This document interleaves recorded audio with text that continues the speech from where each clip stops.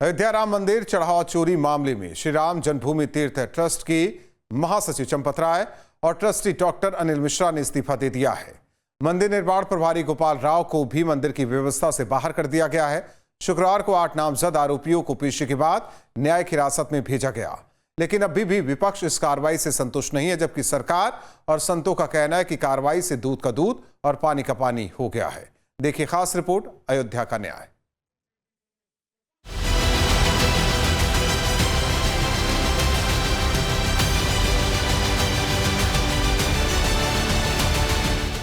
सरकार की जो मंशा है, सरकार ने पहले दिन कहा कि दूध का दूध और पानी का पानी सबके सामने आएगा। होई ही सोई जो राम रचि राखा, को करी तर्क बढ़ावे साखा। अर्थात जो कुछ भी प्रभु ने पहले से तय कर रखा है वही होकर रहेगा। इसके लिए व्यर्थ के तर्क वितर्क करने से कोई फायदा नहीं, क्योंकि पाप का घड़ा जब भर जाता है तो उसे फूटने में देर नहीं लगती। अयोध्या राम मंदिर के चढ़ावे में घोटाले के मामले में एसआईटी की रिपोर्ट पेश होने के बाद तुरंत 8 नामजद और कुछ अज्ञात लोगों पर एफआईआर दर्ज हुई तो एहसास हुआ कि सरकार ने कार्रवाई करने में देरी नहीं की। देवरिया पहुंचे मुख्यमंत्री योगी आदित्यनाथ ने कहा कि मैंने 19 जून को अयोध्या के दौरे पर कहा था कि श्री राम की मर्यादा का पालन करना सीखो। मैंने भरोसा दिया था कि दूध का दूध और पानी का पानी करूंगा। मैं 19 जून को अयोध्या के दौरे पे था। मैंने तब भी कहा था, अयोध्या हम सबकी आस्था की प्रतीक है, भारत के सनातन धर्म की आस्था की प्रतीक है। अयोध्या पर आक्षेप मत करो। प्रभु श्री राम की मर्यादा का पालन करना सीखो। और अयोध्या के बारे में जो कदपे समाचार मिल रहे थे, हमने कहा था एसआईटी गठित की गई है। एसआईटी की रिपोर्ट आने के साथ ही हमारी कार्रवाई भी प्रारंभ हो जाएगी। और आपने देखा होगा एसआईटी की रिपोर्ट आई, तुरंत कार्रवाई प्रारंभ हो गई। और मैं आश्वस्त करता हूं, जो मैंने कहा था दूध का दूध और पानी का पानी हम करके रहेंगे। आपको बता दें कि चढ़ावा चोरी मामले में गुरुवार देर शाम ट्रस्ट के सदस्य कृष्ण मोहन की शिकायत पर पहली एफआईआर दर्ज की गई थी और शुक्रवार को सभी नामजद आरोपियों को गिरफ्तार कर लिया गया। गिरफ्तार आरोपियों में रामशंकर यादव उर्फ टिन्नू यादव, अनुकल्प मिश्रा, लवकुश मिश्रा, अविनाश शुक्ला, मनीष यादव, सुभाष श्रीवास्तव, रमाशंकर मिश्रा और करुणेश पांडे हैं। एसआईटी रिपोर्ट अंतरिम मुख्य सचिव जी को सौंपने के बाद श्री राम जन्मभूमि तीर्थ ट्रस्ट के सदस्य कृष्ण मोहन के तहरीर पर आरजेबी थाना में जो है मुकदमा पंजीकृत कर लिया गया है। इसमें बाकायदे 8 लोगों के खिलाफ नामजद एफआईआर किया गया है। निश्चित तौर पर देर आए दुरुस्त आए, जांच की बहुत सी ऐसी विधि व्यवस्था है। उसके बाद उसमें सारे जो है साक्ष्यों के संकलन के बाद सीसीटीवी फुटेज के बाद यह ट्रस्ट ने निर्णय लिया कि एफआईआर दर्ज कराया जाए। मैं इस एफआईआर का स्वागत करता हूं। कुछ योगी आदित्यनाथ जी को मैं साधुवाद देता हूं, जिन्होंने कहा था कि कोई भी दोषी बख्शे नहीं जाएंगे, निष्पक्ष जांच होगी। राम मंदिर में कथित दान घोटाले के मामले पर 8 लोगों के खिलाफ इसी थाना राम जन्मभूमि में केस दर्ज किया गया है। ये 8 वो लोग हैं जो स्टेट बैंक के आउटसोर्सिंग गणना कर्मचारी थे, कुछ सेवादार हैं। उसमें चंपत राय के सहयोगी टिन्नू यादव और उनको भतीजे मनीष यादव भी हैं। तो सभी थाने में जो है गंभीर धाराओं में 8 लोगों के खिलाफ मुकदमा दर्ज किया गया है। उसमें आपराधिक साजिश, गबन, चोरी जैसे गंभीर धाराएं लगाई गई है। लेकिन एफआईआर में चंपत राय और डॉक्टर अनिल मिश्रा समेत बड़े पदाधिकारियों के नाम नहीं थे। आप सांसद संजय सिंह ने सरकार पर आरोप लगाते हुए कहा है कि बड़े डकैतों को कौन बचा रहा है। चंपत राय की गिरफ्तारी कब होगी? देखिए, जब केजरीवाल जी आए अयोध्या तो आनन फानन में एफआईआर कर ली गई, लेकिन मेरा सवाल अभी भी है कि जो बड़े डकैत हैं उनको कौन बचा रहा है। आखिर चंदा चोर पार्टी के लोग चंदा चोरों को क्यों बचा रहे हैं? क्या गिरफ्तारी चंपत राय की हुई? क्या गिरफ्तारी अनिल मिश्रा की हुई? क्या गोपाल राव को गिरफ्तार किया गया? जिन लोगों का नाम इस पूरे गैंग को चलाने में आ रहा है, जिन्होंने निर्माण में घोटाला किया, जिन्होंने ज़मीन खरीद में घोटाला किया, जिन्होंने चढ़ावे में चोरी करने में घोटाला किया, तो जिन्होंने चांदी, हार, पादुका जिनका चोरी करने में नाम आ रहा है, उनकी गिरफ्तारी कब होगी? इसी बीच खबर आई कि चंपत राय और डॉक्टर अनिल मिश्रा ने ट्रस्ट से इस्तीफा दे दिया। सूत्रों के मुताबिक मंदिर निर्माण प्रभारी गोपाल राव को भी मंदिर व्यवस्था से बाहर कर दिया गया है। चंपत राय के पास पूरे मंदिर की जिम्मेदारी थी, जबकि दूसरे नंबर की भूमिका में ट्रस्टी अनिल और गोपाल राव थे। दान चोरी मामले में 8 लोगों की गिरफ्तारी के बाद ट्रस्ट के महासचिव चंपत राय और ट्रस्टी अनिल मिश्रा ने भी इस्तीफा दे दिया है। हालांकि इस मामले में जो एसआईटी की जांच है अभी भी जारी है।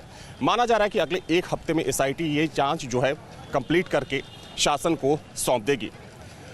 उसके बाद चूंकि ये संभावित है कि इसमें कुछ और आरोपी बनाए जा सकते हैं, क्योंकि जो पुलिस ने मुकदमा दर्ज किया है उसमें कुछ अज्ञात लोगों का भी नाम है। आपको बता दें कि 1 हफ्ते पहले सीएम योगी अयोध्या दौरे पर आए थे और चंपत राय को उनके दौरे से दूर रखा गया था। योगी ने सख्त बयान भी दिए थे, तभी से ये सुगबुगाहट थी कि उन्हें हटाया जा सकता है। सार्वजनिक तौर पर दान चोरी का सबसे पहला आरोप समाजवादी पार्टी ने लगाया। देखा जाए तो इस आरोप के बाद पूरी खलबली मच गई, इस पर सियासत भी शुरू हो गई। हालांकि इन आरोपों पर बोलते हुए ट्रस्ट ने कहा कि समय समय पर इसकी ऑडिट होती है, लेकिन जब मामले ने तूल पकड़ा तो मुख्यमंत्री ने एसआईटी बिठाई और अपने पिछले अयोध्या दौरे के दौरान मुख्यमंत्री ने कहा कि कुछ दिन का इंतजार करिए, एसआईटी की जांच में दूध का दूध, पानी का पानी हो जाएगा। हम लोगों ने ट्रस्ट के अनुरोध पर एसआईटी जांच बिठाई है और मैं उन्हें इस बात के लिए कह सकता हूं कि एसआईटी जांच दूध का दूध और पानी का पानी करके रहेगी, उसमें कोई संदेह नहीं। चंपत राय को आप पसंद कर सकते हैं या नापसंद, लेकिन उनकी सादगी पर सवाल नहीं खड़ा कर सकते, क्योंकि पिछले 30 सालों से अयोध्या में एक कमरे में रहने वाले चंपत राय हमेशा धोती कुर्ता और एक चप्पल में नजर आते हैं, जिन्होंने राम मंदिर निर्माण के लिए अपना पूरा जीवन खपा दिया।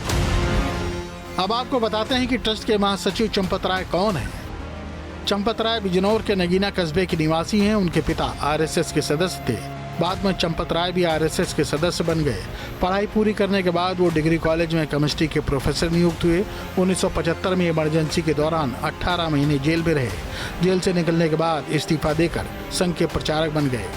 साल 1991 में उन्हें क्षेत्रीय संगठन मंत्री बनाकर अयोध्या भेजा गया था। 1996 में वे विश्व हिंदू परिषद के केंद्रीय मंत्री बनाए गए। साल 2002 में संयुक्त महामंत्री और फिर अंतर्राष्ट्रीय महामंत्री बनाए गए। भगवान राम की सेवा में लगे चंपत राय ने शादी नहीं की। 1991 में चंपत राय अयोध्या में यहाँ के क्षेत्रीय संगठन मंत्री बनकर पहुंचे, जिसके बाद चंपत राय ने अयोध्या को अपना घर ही बना लिया। उसके बाद चंपत राय वापस लौटकर कभी नहीं गए। एक समय में अशोक सिंघल के सबसे खास रहे चंपत राय को जब कार सेवा शुरू हुई तो उसमें शामिल किया गया। लेकिन अयोध्या में तमाम ऐसे लोग भी मिले जो ये मान सकते हैं कि दान में चोरी तो जरूर हो सकती है, लेकिन उसमें चंपत राय भी शामिल होंगे, ये नहीं मानते। राम जन्मभूमि दान मामले में 8 लोगों के खिलाफ मुकदमा दर्ज हो चुका है। इस वक्त मैं ठीक राम जन्मभूमि पथ के सामने हूं और आप देख सकते हैं कि आज भी जो श्रद्धालुओं का तांता है यहाँ पर लगा हुआ है। लेकिन इस वक्त मेरे साथ एक बेहद ही महत्वपूर्ण व्यक्ति मौजूद हैं, जो कि इस क्षेत्र के, जो राम जन्मभूमि क्षेत्र है, यहाँ के पूर्व पार्षद रह चुके हैं। रमेश दास जी इनका नाम है, मेरे साथ मौजूद हैं। महाराज जी, क्या कहेंगे इस पूरे मामले? सबसे पहले तो सरकार को धन्यवाद देता हूं। एसआईटी जांच के बाद जो रिपोर्ट आया है, जिस व्यक्ति पर चोरी का आरोप आया है, इस व्यक्ति को अंदर जाना चाहिए। ये 8 व्यक्ति नहीं 10 व्यक्ति हो जाए, जिसने भी चोरी किया हो। जिस तरह से कुछ आदमी पर विपक्ष ने आरोप लगाया था, माननीय चंपत राय जी, चाहे अनिल मिश्रा जी, चाहे गोपाल जी, ये निर्दोष हैं। इनको कोई आरोप विपक्ष ने लगाया। इनका न कोई भाई है न भतीजा है। जैसे चंपत जी के कहा कि भतीजा है, यहाँ तमाम तरह के धन संपत्ति बना लिया, ये गलत है। विपक्ष आरोप कुछ आदमी पर लगाते हैं। जिस व्यक्ति ने चोरी किया है उसको आरोप लगाना चाहिए, उसको अंदर जाना चाहिए। कर्म प्रधान विश्व करी राखा, जो जस करहि तो तस फल चाखा। ये तो तय है कि जिसने जैसा कर्म किया है उसे वैसा ही फल भी मिलना तय है, और ऐसा हो भी रहा है। चढ़ावे में चोरी के आरोपों की जांच जब एसआईटी ने शुरू की, तब जो खुलासे हुए वो चौंकाने वाले थे। जांच में ये पाया गया कि पर्याप्त सीसीटीवी फुटेज नहीं थे। चढ़ावा चोरी मामले में 27 अप्रैल से 5 जून तक सीसीटीवी फुटेज को खंगाला गया, जिसमें कई बार रामशंकर यादव का करीबी रिश्तेदार मनीष कुमार यादव चोरी करते हुए दिखा। फिर भी उसके खिलाफ कोई कार्रवाई नहीं हुई। उसे टिन्नू ने ही नौकरी दिलवाई थी। खंगाली गई फुटेज में कुल 65 बार चोरी की घटनाएं देखी गईं, लेकिन इस पर कोई कार्रवाई नहीं की गई। ये लोग सीसीटीवी के सामने खड़े हो जाते थे और स्क्रीन ब्लैक हो जाती थी, जिसके बाद चोरी की घटना को अंजाम दिया जाता था। एसआईटी ने आंतरिक ऑडिट रिपोर्ट को भी परखा। 2022-23, 2023-24 और 2024-25 की आंतरिक रिपोर्ट में कई खामियां दिखाई दी। हुंडियों की संख्या और अभिलेखों में अंतर देखने को मिला और अब इन अनियमितताओं को लेकर अयोध्या के राम मंदिर पर जो सवाल उठ रहे हैं, उससे आने वाले राम भक्त काफी आहत हैं। इस वक्त मैं राम जन्मभूमि पथ पर हूं, यानी कि इसी रास्ते से आप राम मंदिर में प्रवेश करते हैं। जाहिर सी बात है कि इस मामले ने कई लोगों पर सवाल खड़े किए। उसी चीज़ को लेकर आज कुछ श्रद्धालुओं से मैं बात करूंगा। लोगों को ये पता है कि योगी सरकार ने एसआईटी का गठन किया और जिन 8 लोगों के खिलाफ मुकदमा दर्ज हुआ था उनको जेल भी भेज दिया गया है। हाँ, पता चला, न्यूज़ में देखा हमने। हाँ, न्यूज़ में पता चला है वो बारे में। हाँ, तो सरकार की इस कार्रवाई को लेकर क्या कुछ कहना चाहेंगे आप लोग? नहीं, सरकार की कार्रवाई में अच्छी कार्रवाई है। इन्होंने कार्रवाई तो करनी चाहिए, जो फास्टली करनी चाहिए। थोड़ी सी जो स्लो प्रोसेस चल रहा है सरकार की तरफ से थोड़ा स्पीडी करना चाहिए। ये बहुत गलत बात है कि जो पब्लिक अपनी श्रद्धा से चढ़ावा चढ़ाती है वो कहीं और जा रहा है, मंदिर को ना लगता है। उधर इस मामले को सबसे पहले उठाने वाले एसपी नेता पवन पांडे ने आरोप लगाया है कि मंदिर ट्रस्ट ने 140 करोड़ भारतीयों के ट्रस्ट को तोड़ने में कोई कसर नहीं छोड़ी है। माननीय सर्वोच्च न्यायालय के निर्देश पर ट्रस्ट बना और वो ट्रस्ट 140 करोड़ भारतीयों को सौंपा गया, लेकिन 140 करोड़ भारतीयों ने को जिस ट्रस्ट को सौंपा था, उस ट्रस्ट ने 140 करोड़ भारतीयों के ट्रस्ट को तोड़ने में कोई कोर कसर नहीं की। लगातार हम सारे लोग आवाज़ उठा रहे हैं। सबसे पहले माननीय राष्ट्रीय अध्यक्ष आदरणीय अखिलेश यादव जी ने इस राम मंदिर में पड़ी हुई डकैती के खिलाफ आवाज़ उठाई। कल सूचना मिली कि 8 लोगों के खिलाफ FIR की गई। हमारी समझ में नहीं आता, जांच की सिफारिश किसने किया? ट्रस्ट ने। जांच करने वाले कौन? सरकार में बैठे हुए लोग। ट्रस्ट की रिपोर्ट किसको SIT की रिपोर्ट किसको सौंपी गई? ट्रस्टी को। कल FIR किसने कराया? ट्रस्ट ने। जब ये सारे काम ट्रस्ट ही कर रहा है तो न्याय की उम्मीद किस बात की है? इस मामले में जिन 8 लोगों के खिलाफ FIR दर्ज हुई है, उन सभी आरोपियों की स्पेशल रिमांड मजिस्ट्रेट की कोर्ट में पेशी हुई, जिन्हें 3 दिन के लिए न्यायिक हिरासत में जेल भेज दिया गया। अभियोजन अधिकारी KC वर्मा और हमारे SPO प्रमोद कुमार सर के नेतृत्व में नवनीत कुमार गुप्ता और अरविंद कुमार भारती के नेतृत्व में हम लोगों ने अभियोजन का पक्ष रखा। जो सरकार का पक्ष हम लोगों ने रखा। श्री राम जन्मभूमि जो मतलब मंदिर है अयोध्या में, वहाँ पर स्थित जो दान पात्र था, उसमें श्रद्धालुओं द्वारा जो है उसमें जो मतलब धन दिया गया है, जो इसके पैसे दिए गए, आभूषण दिए गए हैं, उसमें जो ट्रस्ट के कर्मी थे उनके द्वारा उसका गमन किया गया, चोरी किया गया है और उसका जो भ्रष्टाचार किया गया है, उसी के सिलसिले में गिरफ्तारी की गई है 8 एकत्रों की और उनका जो है रिमांड मतलब आज कराया गया है मंडे तक के लिए। उसका मंडे को फिर दोबारा पेश होगा। जी हाँ। कौन सा रिमांड? ये इनको जेल भेजा गया है? हाँ, जुडिशियल रिमांड, न्यायिक अवस्था में रिमांड दिया गया है। इनमें से एक आरोपी रमाशंकर यादव के घर के पास न्यूज स्टेट ने स्थिति का जायजा लिया। अयोध्या राम मंदिर दान मामले में जिन जिन लोगों को गिरफ्तार किया गया है, उसमें एक प्रमुख नाम टिन्नू यादव का है। टिन्नू यादव राम मंदिर ट्रस्ट के महासचिव चंपत राय के बेहद करीबी बताए जाते हैं। टिन्नू यादव का काम था जो दान चढ़ावा आता था उसकी देखरेख करना और उसको ट्रांसफ़र करना। हालांकि इस वक्त टिन्नू यादव पुलिस की गिरफ्त में है और देखा जाए तो इस मामले में अभी भी जो पुलिस की जांच है, SIT की जांच है, चल रही है। लेकिन न्यूज़ नेशन, न्यूज़ स्टेट की जो टीम है आपको लेकर पहुंची है टिन्नू यादव जो कि आरोपी हैं इस पूरे मामले के, उनके घर के पास। आपको तस्वीर दिखा दूं कि ये अयोध्या का स्वर्ग द्वार इलाका है और जो तस्वीर आप देख रहे हैं ये टिन्नू यादव का घर है, जो इनका पुश्तैनी घर है। जानने की कोशिश करते हैं, चूँकि घर पे ताला तो नहीं लगा है, लेकिन हम लोग पिछले काफ़ी समय से आवाज़ लगा रहे हैं, लेकिन घर से बाहर कोई सदस्य नहीं आ रहा है। हालांकि आसपास के लोगों का कहना है कि कुछ लोग जो घर के सदस्य हैं घर के अंदर मौजूद हैं। हालांकि इससे पहले भी हम लोगों ने आवाज़ लगाई और इस पूरे मामले में जानने की कोशिश की। मोहल्ले में भी बहुत से ऐसे लोग हैं जो बात करने की स्थिति में नहीं हैं। जरा आ जाइए पास में। आप लोग यहीं रहते हैं ना? नहीं। ये राम मंदिर दान का मामला आपको आपके जानकारी में छाए में आ जाइए, जानकारी में होगी ही। उसमें जिन लोगों को गिरफ्तार किया गया है, आपके मोहल्ले के ही रहने वाले टिन्नू यादव का भी उसमें नाम है। जानते हैं उनके बारे में, टिन्नू यादव के बारे में? जी जानता हूँ, ये हमारे पड़ोसी हैं। अच्छा। और काफ़ी दिनों से राम मंदिर की सेवा में लगे हुए हैं। जी। लेकिन उनके ऊपर आरोप चोरी गबन का है, साजिश का आरोप है कि जो दान चोरी की बात सामने आई है उसमें इनकी भी भूमिका है। इसको लेकर क्या कहना चाहेंगे, कैसे व्यक्ति थे ये? मतलब ठीक थे, ऐसा तो हमें मालूम नहीं है इनके बारे में, ये चोरी जबन के बारे में। लेकिन इनका भाई कैरेक्टर तो यहाँ पे सही था, हम लोगों से व्यवहार काफ़ी अच्छा था। लेकिन देखिए, ये जो तमाम सवाल हैं, कहीं ना कहीं इन सवालों का जवाब मिलना चाहिए, क्योंकि ये जो पूरा मुद्दा है राम मंदिर से जुड़ा हुआ है। कुछ यहाँ की पड़ोसी महिलाएं हैं। मैडम, क्या नाम है आपका? इनको जानती हैं आप, टिन्नू यादव? जी हम कुछ नहीं जानते हैं। ठीक है, देखिए, ये एक ऐसा मामला है कि हर कोई बोलने से बच रहा है, क्योंकि सीधा जो सवाल है वो आस्था से जुड़ा हुआ है। लेकिन इसमें माना जा रहा है कि चूंकि जो अज्ञात में मुकदमा दर्ज किया गया है उसमें कुछ और नामों को शामिल किया जा सकता है।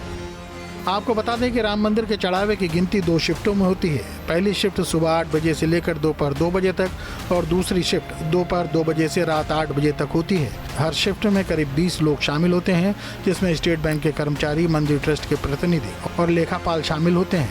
पूरी गिनती की प्रक्रिया CCTV कैमरों की निगरानी में की जाती है। गिनती के बाद सभी नोटों और सिक्कों का ब्यौरा एक रजिस्टर में दर्ज किया जाता है। अगले दिन इस राशि को अयोध्या धाम के भारतीय स्टेट बैंक की मुख्य शाखा में जमा करवा दिया जाता है। हाल ही में दान गिनती प्रणाली में बड़े बदलाव किए गए हैं। बिना जेब वाले कपड़े पहनना अनिवार्य कर दिया गया है और कर्मचारियों के लिए मोबाइल पर्स प्रतिबंधित कर दिए गए हैं। राम मंदिर में दान चोरी मामले में कई गंभीर सवाल खड़े हो रहे हैं, लेकिन चलिए आपको अब समझाते हैं कि आखिर जो दान गिनती की प्रक्रिया होती थी वो क्या होती है। दोनों ही शिफ्टों में एक निजी कंपनी के 20-20 कर्मचारियों को लगाया जाता था गिनती के लिए, और सख्त निगरानी के लिए पहले जो CCTV कैमरों की संख्या 6 थी उसको बढ़ाकर 10 कर दिया गया। इसके अलावा जब गिनती की जाती थी उस वक्त जो कर्मचारी इस काम में लगे होते थे उनको बिना पॉकेट वाले कपड़े पहनकर अंदर जाने होते थे। अंदर जाते समय उनकी तलाशी ली जाती थी, बाहर निकलने के बाद उनकी तलाशी ली जाती थी। इसके अलावा जो मॉनिटरिंग की प्रक्रिया थी वो इतनी सख्त थी कि चोरी करना काफ़ी कठिन था। उसके बावजूद दान में गड़बड़ी हुई, यही एक बड़ा सवाल है। अभियोजन अधिकारी ने बताया कि नोटों की गिनती करने वाले कुछ लोग इसमें लिप्त थे, जिनके पास से करीब 80 लाख रुपयों की बरामदगी हो चुकी है। 79,85,000 रुपए कुछ मतलब इतने जो बरामद किए गए। टोटल हाँ 79,85,493 रुपए बरामद किए गए हैं इनके पास। उसमें केवल एक को छोड़कर सुभाष के पास से बरामद नहीं है, वो षड्यंत्र में शामिल थे। बाकी सबके पास से अलग अलग अमाउंट बरामद हुए हैं। टोटल नहीं, अभी वो नहीं है, अभी विवेचना का विषय है। अभी वो जो है मतलब विवेचना के क्रम में आगे आएंगे। VHP के अंतर्राष्ट्रीय अध्यक्ष आलोक कुमार सरकार की इस कार्रवाई से संतुष्ट दिख रहे हैं। मैं इस दिशा में संतुष्ट हूँ। मुझे संतोष है कि ये आरोप लगने के बाद में तुरंत SIT की मांग की गई। मांग ट्रस्ट ने की। जब वो लोग जांच करने के लिए आए तो चंपत जी उस जांच के लिए प्रस्तुत हुए स्वयं, और फिर जैसे ही SIT की रिपोर्ट सामने आई, जितने नाम थे उनके नाम लिखे, जिनके नाम नहीं थे पर हो सकते हैं तो एवं अन्य लोग लिखा, और जिस दिन उनको नाम मिले उसी दिन FIR हो गई। मैं इससे संतुष्ट हूं। लेकिन प्रदेश कांग्रेस अध्यक्ष अजय राय का कहना है कि FIR में बड़े लोगों के नाम क्यों नहीं है, इसके लिए कांग्रेस जन आंदोलन चलाएगी। कल हमने पूरे तरीके से प्रदेश में दबाव हो गया ना, FIR हमारी मांग नहीं, दबाव पर हुआ है। ठीक है, दबाव पर हुआ है। अब क्या? अब अगर ये बड़े लोगों को शामिल नहीं करेंगे, दीपेंद्र मिश्रा को, चंपत राय बंसल को, गोपाल राव को और अनिल मिश्रा, जितने बड़ी मछलियां उनको शामिल नहीं करेंगे तो हम जन आंदोलन सड़क उतर के घेराव करेंगे। विपक्ष के आरोपों का जवाब VHP के अंतर्राष्ट्रीय अध्यक्ष आलोक कुमार ने कुछ इस तरह से दिया। कानून हर उस व्यक्ति को FIR करने का अधिकार देता है जिसके पास में किसी अपराध के बारे में जानकारी है। तो अगर इन लोगों को ऐसा लगता है कि इनके पास पुष्ट जानकारी है तो ये एफआईआर क्यों नहीं करते? अखिलेश जी ने कहा हमारे पास जानकारी है, आपको दिक्कत आ रही हो तो हम सहायता करेंगे। अखिलेश जी एफआईआर क्यों नहीं करते? साधु संतों ने भी नाराजगी दिखाते हुए कहा कि ये धर्म का मामला है, इसमें विपक्ष अनावश्यक आरोप लगा रहा है। जो मामला है ये पूरा धर्म का मामला है, ये सारा का सारा धर्म का विषय है और धर्मज्ञों का इसमें बोलना बनता है। इसमें तमाम काफ़ी दिनों से आप सुन रहे हैं, तमाम राजनीतिक लोग बातचीत कर रहे हैं, विपक्षी लोग अनावश्यक आरोप लगा रहे हैं। आप बताइए, क्या किसी भी व्यक्ति को ये अधिकार है किसी भी व्यक्ति का मानहनन करे, किसी का नाम खराब करे? किसी व्यक्ति को आप आरोपी बताने वाले होते कौन हैं? आपको ये अधिकार कौन प्रदान करता है? क्या यहाँ की न्यायालय, क्या यहाँ की न्यायपालिका, क्या यहाँ का शासन, क्या यहाँ का प्रशासन सब विपक्षियों के मत में है, विपक्षियों के मुंह में है? जो मर्जी आप बोलते हैं, जिसको चाहे आप चोर बना देते हैं। जो आशंका थी अंततोगत्वा वही हुआ, और जिन लोगों का नाम एफआईआर में आया है ये सारे के सारे सपाई हैं। टीनू यादव का गैंग है जो अखिलेश यादव से जुड़ा हुआ है, और हम लोग जो है सोच रहे थे कि आखिर क्या कारण है कि हम लोग अयोध्यावासी, अयोध्या में रहने वाले, अयोध्या में आश्रम, हम लोगों को पता नहीं लगा और इतनी बड़ी घटना हो गई है। उस घटना का सबसे पहला बयान सपा मुखिया अखिलेश यादव दे रहे हैं, जिनके बाप ने राम भक्तों पर गोली चलाया, जो आज तक राम मंदिर नहीं गया। अंत में दूध का दूध पानी का पानी हुआ, और जो लोगों के ऊपर एफआईआर पंजीकृत हुई ये इंडी गठबंधन के लोग निकले, सपा कांग्रेस के लोग निकले। वहीं आध्यात्मिक वक्ता करपात्री महाराज ने कहा कि वो एसआईटी की जांच से संतुष्ट नहीं है। उनके मुताबिक ऐसा जघन्य अपराध करने वालों को अयोध्या छोड़ने के लिए कहा जाना चाहिए।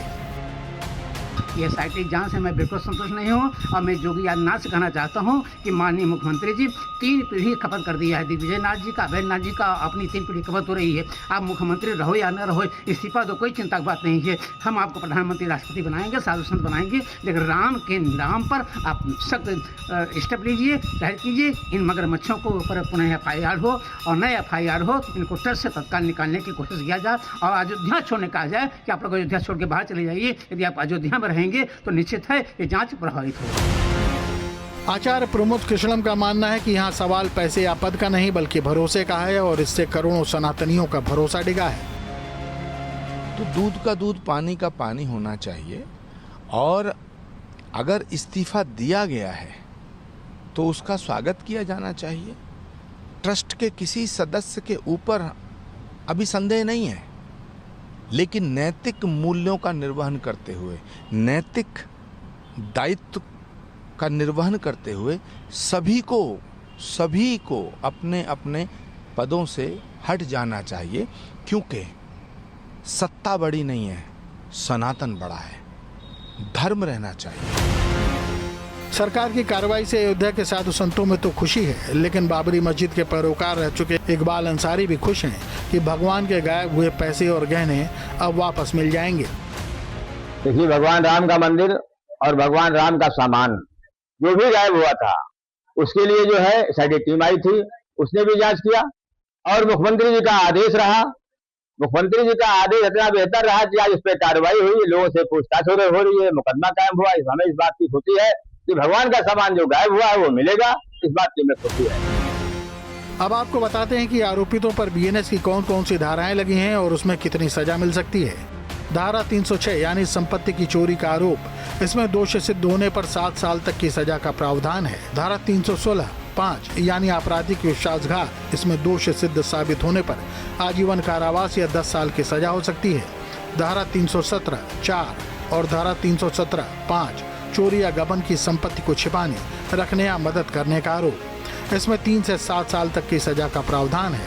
धारा 61 यानी आपराधिक षड्यंत्र रचने का आरोप, दोष सिद्ध होने पर मुख्य अपराध के बराबर सजा मिल सकती है। और धारा 3 का उपबंध 5 यानी संगठित रूप से या साझा मंशा से अपराध करने का आरोप, इसमें दोष साबित होने पर मुख्य अपराध के समान ही सजा का प्रावधान है।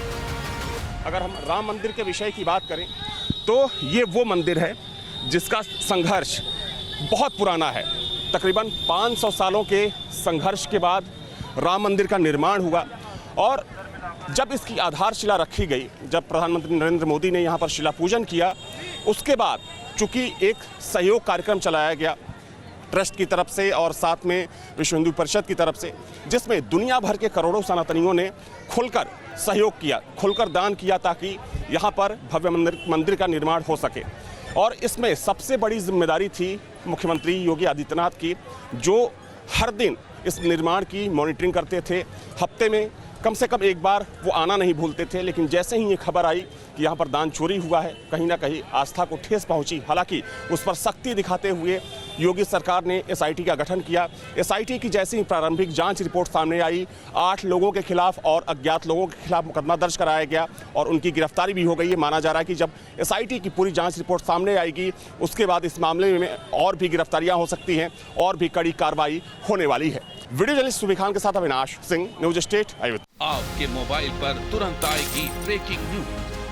स्क्रीन पर सबसे पहले दिखेगी बड़ी खबर। देश दुनिया की हर खबर एक जगह। अब आपके मोबाइल पर तुरंत फटाफट इंस्टॉल कीजिए न्यूज नेशन ऐप और रखिए खुद को अपडेट।